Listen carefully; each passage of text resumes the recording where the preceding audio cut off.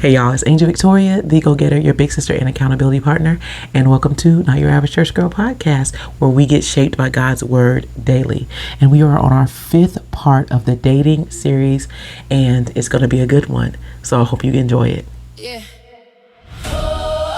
Let's go. Not your average church girl. God's shape. You already know. Walk in the light while the world go dark. Bible in my hand, got a fire in my heart. Built by the word, I don't bend, I don't break. Kingdom on my mind, every move that I make. I ain't chasing trends, I ain't living for the likes. I'ma stand on truth even when they don't like. Grace on my life, yeah, the spirit my God. Cross on my back, but I'm walking with pride.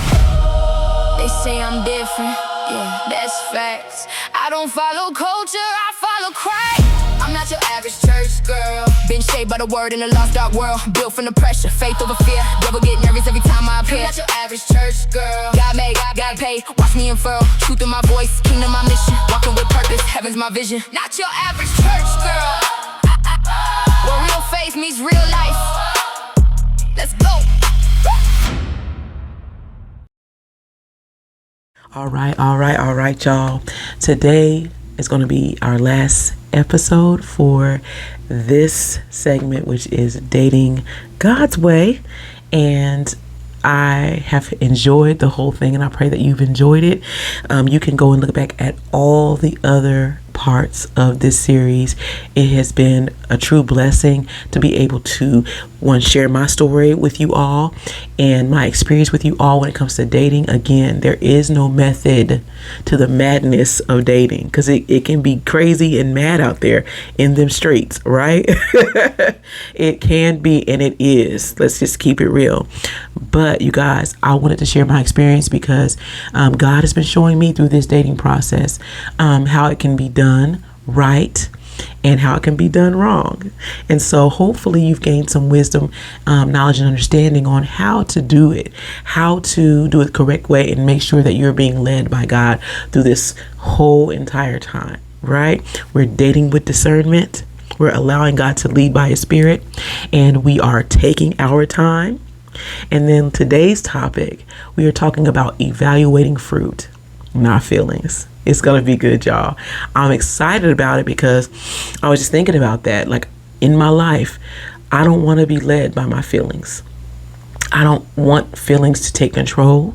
The flesh is weak, but the spirit is strong. And so I want to be led by the spirit, not my flesh. And I'm not just talking about sex, y'all. I'm not just talking about that, but just feeling He's the one, or feeling that this is it, or feeling like I'm in love with Him. You're either in love or you're not. And love takes time. Okay? Falling in love to women is just to get the goo eyes and he looks good and all that, and all of a sudden you're in love, but you don't know his fruit. You don't know his fruit. You don't know who he really is or what he's about. Does he really love God? Or are you going by your feelings? Are you going by that he goes to church? Or are you going by that he has money, he has bank? You know, that's what the culture is teaching us now, that he has to have this. Y'all, I've seen people marry someone, a woman, marry someone with money. And I've seen people get married to a man that doesn't have. And the woman with money is miserable. The woman without and is building with him, they're having the delight of their life. My parents came from no money, all right? And I see them now both retired. My dad and my mom, they retired a year apart. My dad, the last few moments of him working in for the city or for the post office, he dug deep to find out how to retire well. Oh my gosh, it was, my mom used to say, I'll be like, Mom, where's Dad? Up there with his little girlfriend. She's talking about his computer. But he was getting both of them set to retire well. All right. And I know it was sometimes hard and difficult for her, like, oh, he's on that computer. But then she retired, and y'all, they are living well. Okay, they are living and loving life. I'm just always, every time I come to their house, I'm proud of them. I'm so proud of them because I'm seeing them live well. I remember when I was a kid and we didn't have a lot. They didn't allow us, you can tell sometimes we feel like we struggle if we, I played sports, I played basketball, and we needed to get shoes or certain things, and they would say we don't have the money.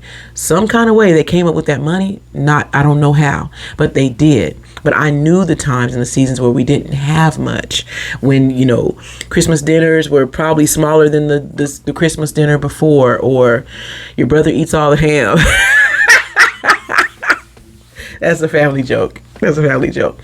But they trusted God. We got through life with the help of God. They parented us well. And now they're living their best full lives, retired, loving each other, doing exactly what they said they were going to do, move back to North Carolina. But they loved each other well. And the fruit is there. The fruit of the promises that my dad made my mom are there. The fruit of the promises that my mom made my dad are there. All right.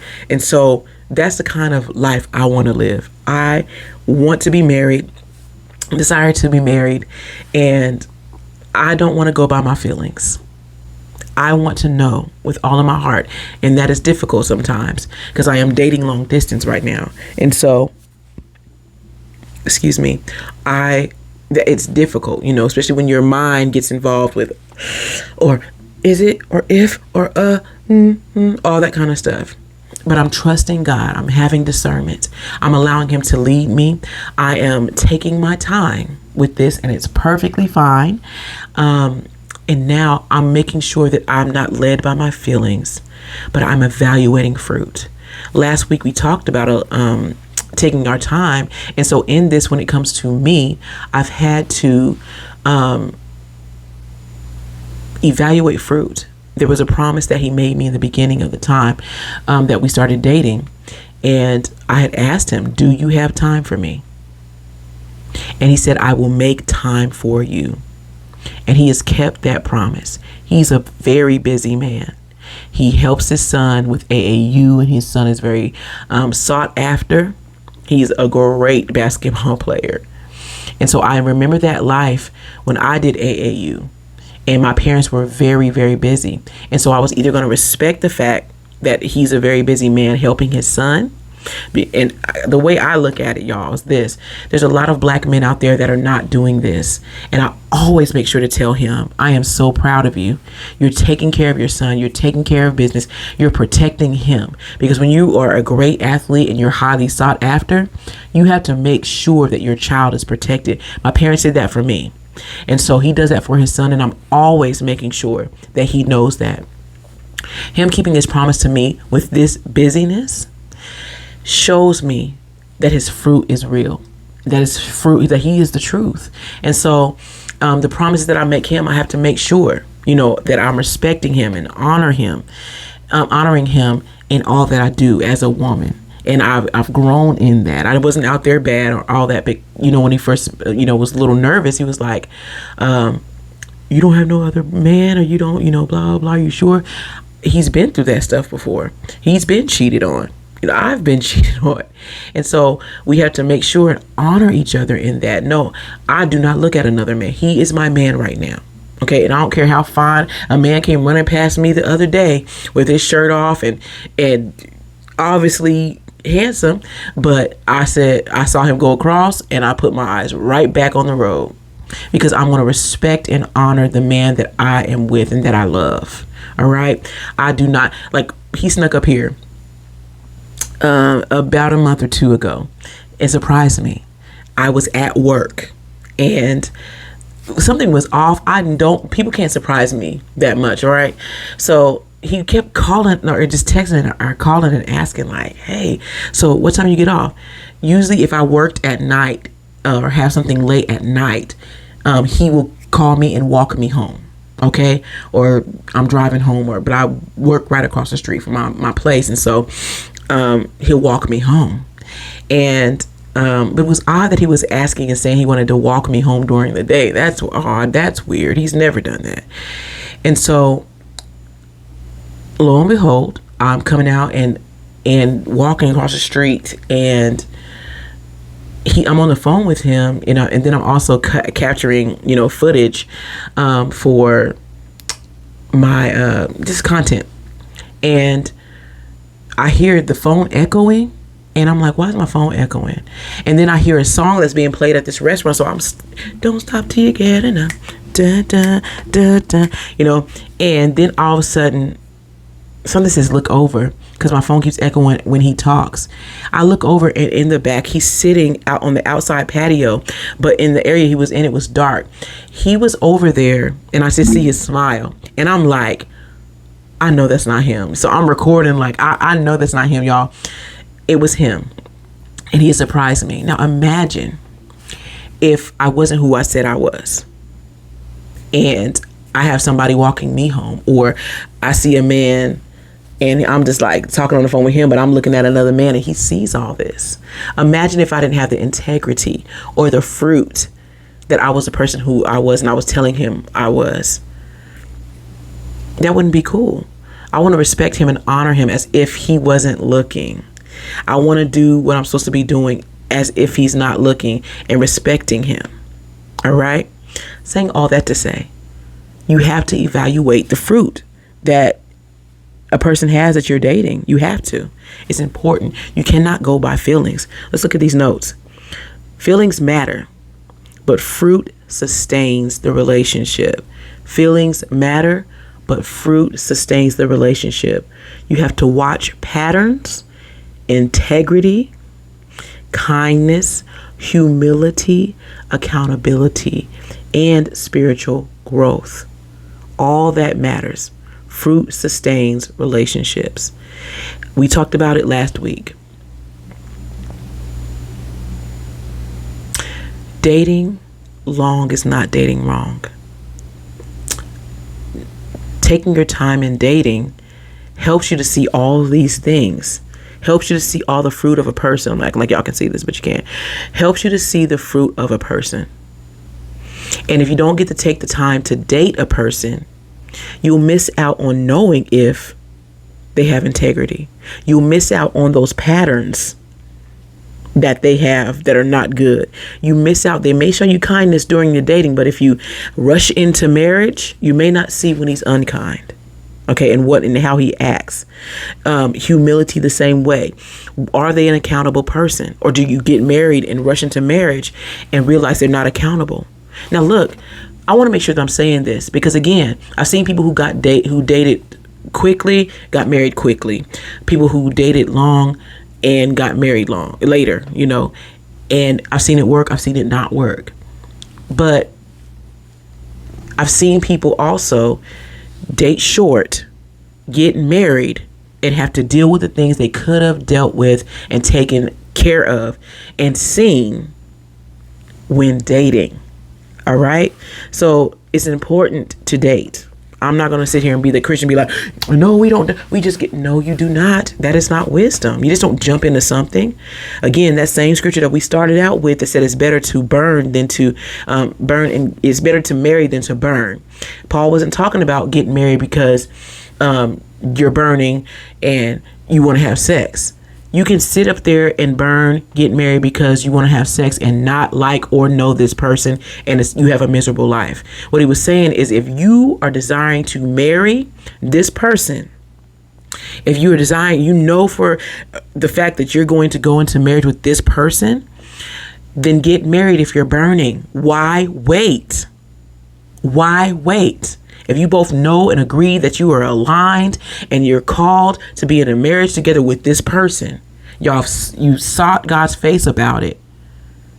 Why wait? Why wait? Okay? And everybody's story is different. Everybody's journey is different. People have shorter journeys. People have longer journeys to marriage. And y'all got to be okay with it. Y'all outsiders, y'all gotta be okay with it, okay? You gotta be okay with it. Mind your business. Don't tell people how to do it. Give people wisdom versus discouraging them, you know? Just be a sounding board to, just push them on and be happy for them. Because everybody's just dogging marriage like it's not this good thing, when it's a great thing and God's created it. And not everybody is made or purposed to get married. Not everybody is. Okay, but guess what? Be an encouragement to people who desire to get married. Don't throw your examples of bad dating and marriage at them and leave it there. Give them wisdom. What should they do? I don't know why I went on that tangent, but it just bothers me when people do that. Marriage is a good thing, okay? But you guys, it's important to date. It's important to take your time, whether that time is 2 months, 3 months, a year, 4 years.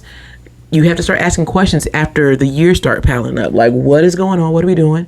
And if God said, hey, wait, some people are younger and they take their time and get, date that same person and then get married. Some people are older and they date for a while and get married and it's okay. I used to be that person that said, I ain't nobody dating after a year. Ain't nobody dating 3 years. Ain't nobody dating 4 years.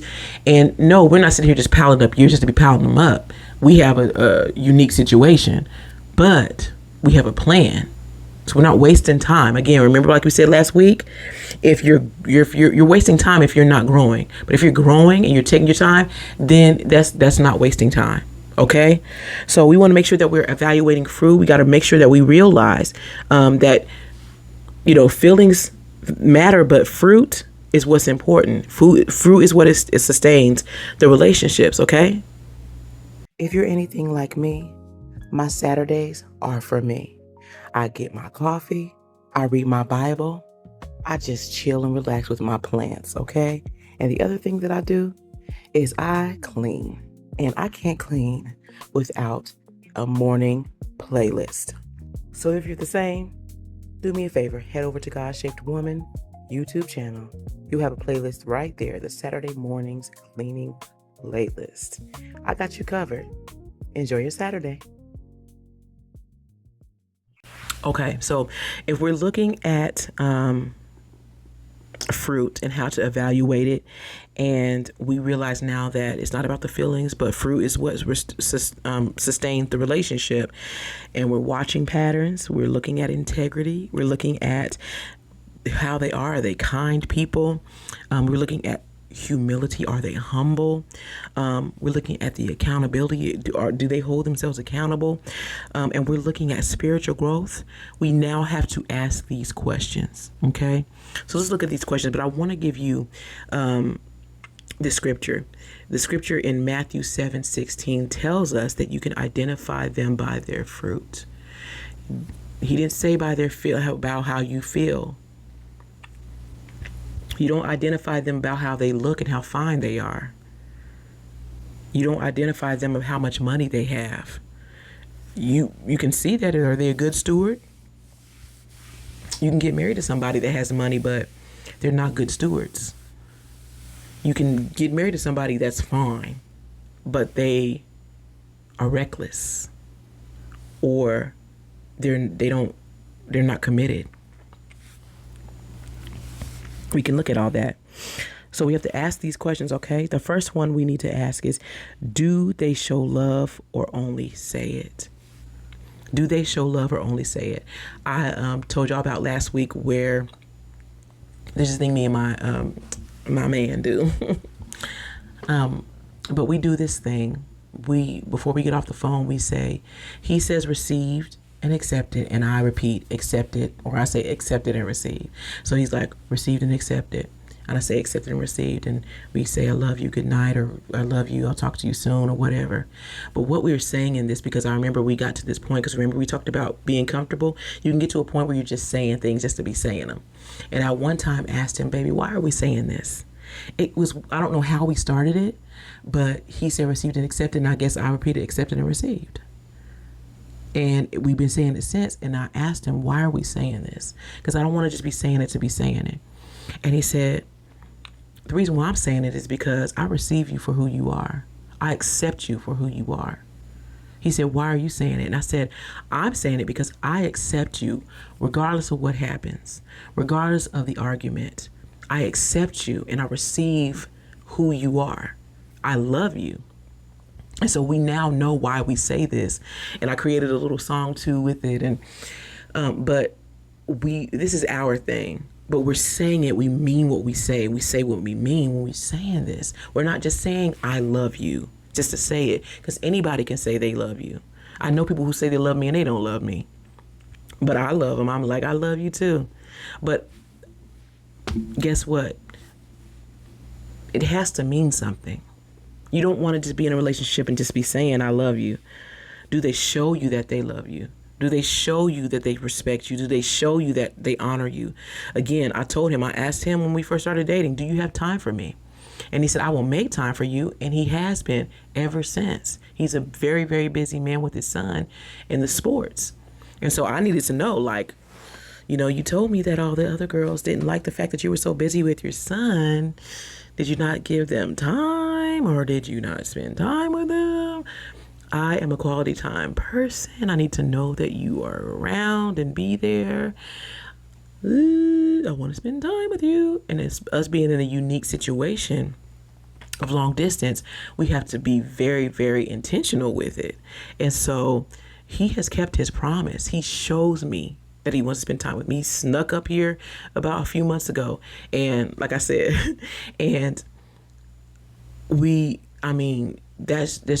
not that type of person. So I knew it took him a lot to do that. I'm not saying he's not romantic, but he's not that person that's like, plan a surprise. He's not that person. It's like, baby, what you want to do?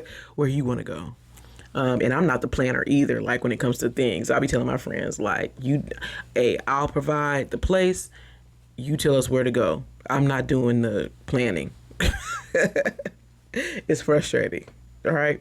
But he's showing me that he loves me, and I do what I need to do. Like when I first met him, I didn't call him all the time because of the prior relationship. Again, I wasn't healed, but I had to tell him everywhere I was, everything I did, what I was wearing, why I wasn't, all that kind of stuff.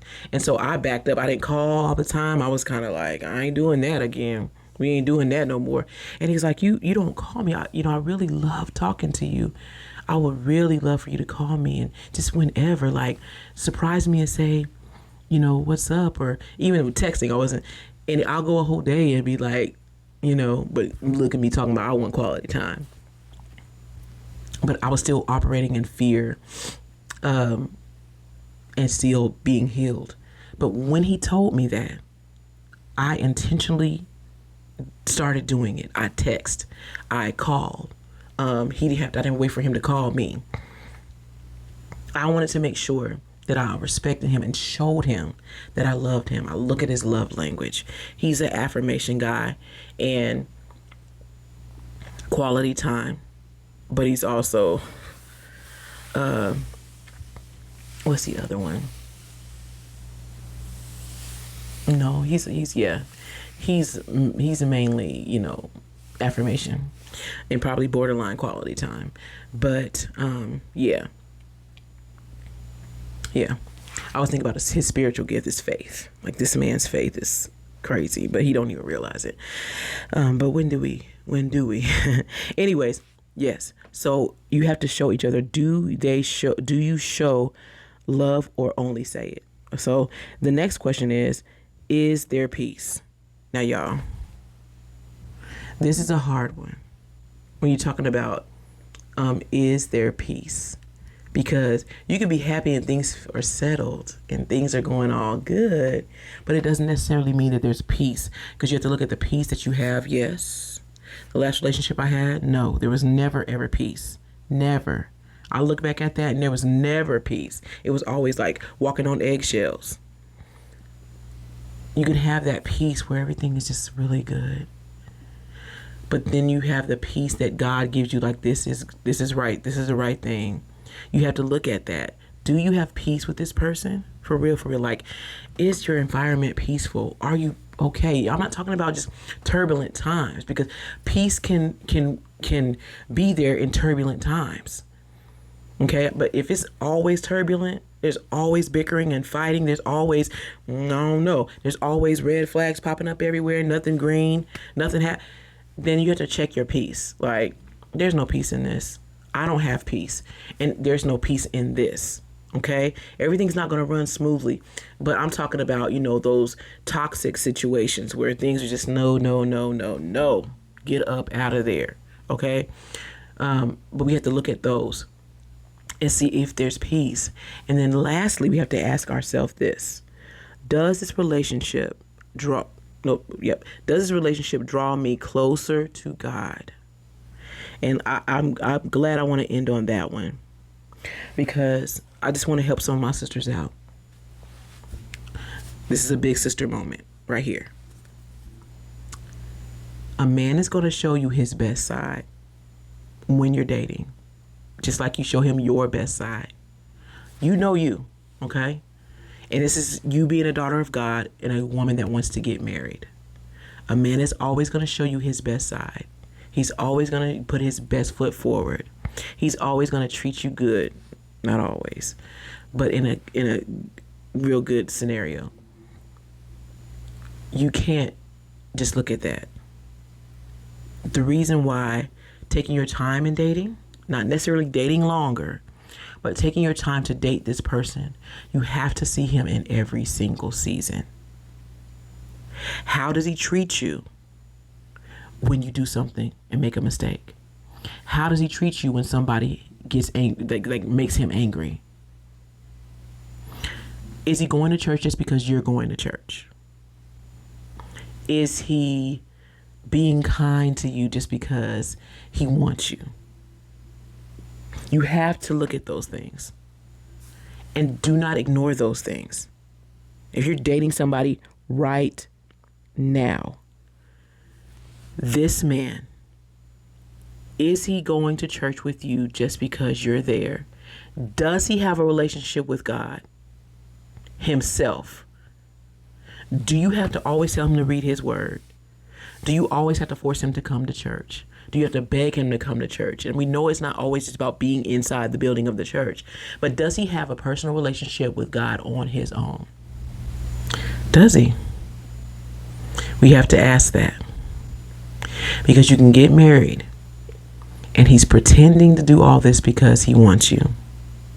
And when you get married, he's not in church anymore. He is pulling you away from church, talking you out of God, talking you away from God, pulling you away from what God has asked you and called you to do. And if you don't do that in dating, then it's going to happen like that. I've seen it countless times. So I want to encourage you guys, don't look at dating as this thing of, ooh, I'm getting together with somebody. You really need to collect the data. You really need to make sure that you're getting information, not just from people and friends, because friends can lead you astray. Get the information from how he treats you. Get the information of how he treats other women. Get the information, if he has his mom, how he treats his mom, how he treats his sisters, how he listens to you, how he supports you if you're in ministry, how he supports you if you're in if you have a business, how he supports you with your relationship with God. Are you constantly trying to force him to do things? Remember, if you have to force it, from 2 weeks ago, if you have to force it, then you should never have to force anything. Look at this stuff, sis. Make sure that you are really, really, really seeking God's face when it comes to dating. Have the discernment. Allow the Holy Spirit to lead. Take your time and make sure you're evaluating the fruit and not going by your feelings. Thank y'all so much for joining me for this series. If you haven't seen the other ones, go back and look at them. Send them to your friends. I'm excited that I got to join you on this journey of how to date well and how to date God's way as a Christian woman. And so I love y'all. Y'all, take your time. Allow God to lead you in this stuff. Make sure your discernment radar is on. We're not assuming. Okay? We are trusting God to lead us and direct us into the relationships that we desire to be in and the marriages that we desire to be in. Because it's more coming when you're married. All right. Love y'all. Talk to you soon. Get shaped. Yeah. Whole Bible in my mouth. Don't play with me. 66, no skips. Let's go. 66 books. Yeah, I run that roll call. Genesis to Revelation. I know it all. Flip that page, don't stall. Let it hit, let it fall. Word got power, yeah. You better stand tall. 66 books, yeah, I run that roll call.